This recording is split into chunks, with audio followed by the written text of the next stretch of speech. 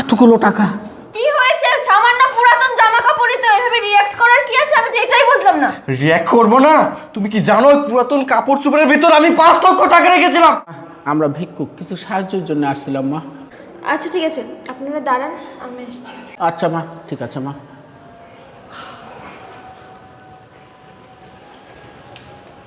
এই নিন। মা, একটা কথা জিজ্ঞাসা করতাম। জি বলুন। দেখো মা, আমার এই নাতিটাকে নিয়ে, আমার পোলাপান নিয়ে শীতে প্রচণ্ড কষ্ট খাচ্ছি। আপনাদের বাসায় যদি পুরাতন কাপড় চোপড় কম্বল যদি থাকে দিলে আমার কিছু একটা উপকার হতো মা। ও আচ্ছা, পুরাতন জামা কাপড়। আচ্ছা ঠিক আছে, আপনি এখানে দাঁড়ান, আমি আসছি। আচ্ছা ঠিক আছে মা। দেখো দাদু ভাই, আম্মা কত ভালো মানুষ, 500 টাকা দিয়েছে, আবার কিছু কাপড় চোপড়ও দিবে। এই নিন। আচ্ছা মা। দেখো দাদু ভাই, আম্মা কত ভালো মানুষ, কত কাপড় দিয়েছে। মা, আমি মন থেকে তোমার জন্য দোয়া করতেছি, তুমি তোমার সন্তান স্বামী নিয়ে সুখে থাকো মা, আল্লাহ যেন তোমার ভালো করে মা। আচ্ছা ঠিক আছে আঙ্কেল, তাহলে আপনারা এখন আসুন। আচ্ছা মা, চলো দাদু ভাই। সে অনেক ভালো দাদা, কত জামা কাপড় দিয়েছে। হ্যাঁ দাদু চলো ভাই, আমরা ঠিক দেখি বলেছো। কি কি দিয়েছে। ঠিক আছে, ম্যাডাম খুব ভালো মানুষ। দেখো ভাই। এই দেখো একটা জ্যাকেট দিয়েছে। হ্যাঁ হ্যাঁ হ্যাঁ দাদু ভাই, ওটা দাদা, কত ভাই? দেখি, পর। এটা গায়ে লাগে নাকি? খুব ঠান্ডা লাগছে ভাই। ভাই একটা পাঞ্জাবি দিয়েছে, এটা আমি পরবো। আচ্ছা ভাই। আর কি দিয়েছে ভাই? এটা তুমি গায়ে দিও। এতগুলো টাকা! দাদু ভাই, আল্লাহ আমাদের আমাদের দিকে তাকে দেখছে, দেখছো কতগুলো টাকা। হ্যাঁ দাদা, কত টাকা এই জায়গা। দাদু ভাই, এই টাকাগুলো দিয়ে আমরা ব্যবসা করব।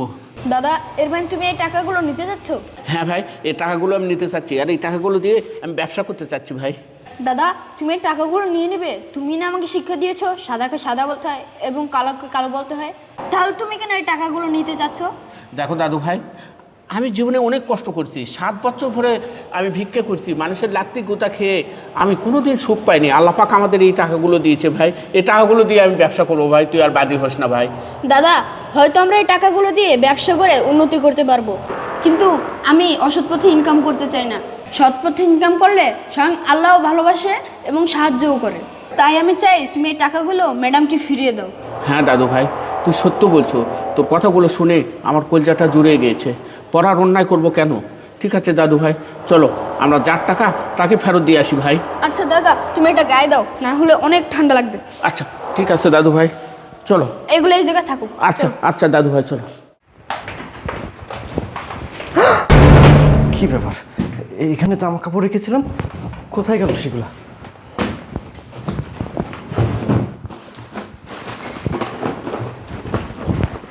এইখানেও তো নেই।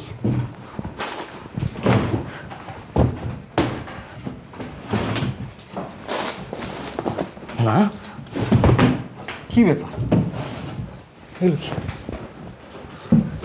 কই? আরে আশরাফ, এগুলো কি করছো তুমি? তুমি বুঝছো না? আরে বাবা, তুমি জামা কাপড় এভাবে বাইরে কেন বের করে রাখছো? আর কি খুঁজছো তুমি? আচ্ছা, এখানে পুরাতন জামা কাপড় রাখা ছিল, এখানে ওগুলো কোথায় গেল? তুমি এরকম করে পুরাতন জামা কাপড় খুঁজছো? হ্যাঁ। আরে পুরাতন জামা কাপড় তো আমি সকালবেলা একটা ভিখারি আসছিল, ওনাকে দিয়ে দিয়েছি। ভিখারিকে দিছো? আয় আল্লাহ রে, করছে কি রে? আরে তুমি কেন দিছো? কি হয়েছে? সামান্য পুরাতন জামা কাপড়ই তো, এভাবে রিঅ্যাক্ট করার কি আছে? আমি তো এটাই বুঝলাম না। রিঅ্যাক্ট করবো না? তুমি কি জানো পুরাতন কাপড় চোপড়ের ভিতর আমি 5 লক্ষ টাকা রেখেছিলাম। কি? 5 লক্ষ টাকা? এই আশরাফ, তুমি 5 লক্ষ টাকা কোথায় পেয়েছো বলো তো? তোমার কাছে না কোনো টাকা নেই? আমি তোমাকে মিথ্যা বলেছিলাম, কারণ আমি জানতাম তুমি যদি জানতে আমার কাছে টাকা আছে তাহলে তুমি আমাকে বাইনা ধরতা, আমাকে বলতা আমাকে এটা কিনে দাও ওটা কিনে দাও। তোমার ভয়ে আমি 5 লক্ষ টাকা রেখেছিলাম, আমার এত কষ্টের টাকা ভিখারিকে দিয়ে দিচ্ছে। তুমি কি বললা? তুমি আমার ভয়ে তুমি টাকা লুকিয়ে রেখেছিলা, তাও আবার পুরাতন জামা কাপড়ের ভিতরে? এই আমি কি বাঘ না ভাল্লুক, হ্যাঁ, যে তোমার টাকা সব আমি খেয়ে ফেলবো? এই তুমি তুমি যেটা করেছো না, ঠিকই করেছো, তোমার কাজের ফল এবার তুমিই ভোগ করো। যেরকম পুরাতন জামা কাপড়ের ভিতরে টাকা রেখেছো, এবার তোমার টাকা পারলে তুমি খুঁজে নাও। যাও। এই শোনো শোনো, মাতব্বরি করতে বলেছে কে? আমার টাকা ভিখারিকে দেওয়া হচ্ছে, তাই না? তুই কি ভেবেছিস আমি তোকে এমনি এমনি ছাড়বো? না, আমার টাকা দরকার। তুই কোথা থেকে কিভাবে নিয়ে আসবি আমি কিচ্ছু জানি না। আমার টাকা দরকার, আমার টাকা দরকার। কি হলো, এখানে রাজরানী সেজে বসে আছো কেন? বলছি না আমার টাকা লাগবে। কোথা থেকে কিভাবে পারবা নিয়ে আসো আমার টাকা, যাও। এই শোনো, তুমি না বেশি বকবক করো না, ঠিক আছে? তোমার টাকার হিসাব আমি দিতে পারবো না, কারণ তুমি তো আর টাকা আমার কাছে দাও নাই। আর তুমি ভুলে যাচ্ছ যে আমার মামা একজন ডিআইজি। তুমি একজন ডিআইজির ভাগ্নির সঙ্গে না এমন ব্যবহার করতে পারো না। আমি যদি মামাকে একবার বলি না, তোমার কি অবস্থা করবে তুমি ভাবতেও পারছো না। বেশি চুপ থাকো, আমাকে ভয় দেখাবে না। আমি ভয় পাই না, আমার টাকা দরকার, আমার টাকা লাগবে। এই, তোমার টাকা না তুমি যেখান থেকে পারো সেখান থেকে আনো। আমাকে আর একবার ওই টাকার বিষয়ে একটা কথাও বলবে না, যাও। টাকার মনো তুমি কিভাবে বুঝবা? তুমি তো ইনকাম করো না, আমি কষ্ট করে ইনকাম করি। টাকা ইনকাম করতে কি যে কষ্ট, কি যে মেহনত করতে হয় সেটা আমি খুব ভালো করে বুঝি। আবার এতগুলো টাকা বাড়িতে চলে গেল রে। কি ব্যাপার, এই সময় আবার কলিং বেল দিল কে?